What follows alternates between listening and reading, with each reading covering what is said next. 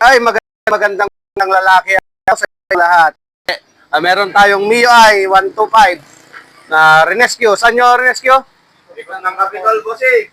Sa likod ng Capitol nila rescue. Napansin ko, naka-uniform pala silang lahat. Tinulakan ni Jan. Tinignan nila, anong sakit Jan? Anong sakit? Ayaw makik kanina, ayaw makik. Ayaw. Hindi na namin pinilit. Ayaw makikita. Nung binuksan yung okay naman.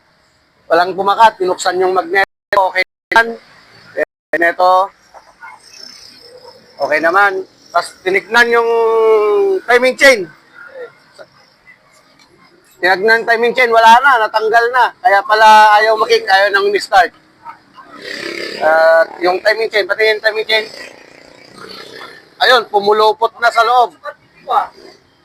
Ayun na yung timing chain niya, na naging parang ahas na sa loob, mulupot na. Ang sira nito, baka bumigay yung tensioner. Kaya nagkagano kasi napansin natin wala nang takip yung kanyang tensioner. Umingay ito. Ang may-ari kasi nito ay isang lady rider. Siguro hindi niya napansin. Umingay bigla. Yan. Mas mabuting tignan na lang natin yung top overhaul ito. Baka mahirap kung pansamantala tayong titignan lang, mamaya na balbula. At sabay refresh na rin yung kanyang carbon sa may hindi overhaul. Refresh lang sa may carbon ng kanyang piston para sure. Kumalas yung timing chain kaya mahirap pag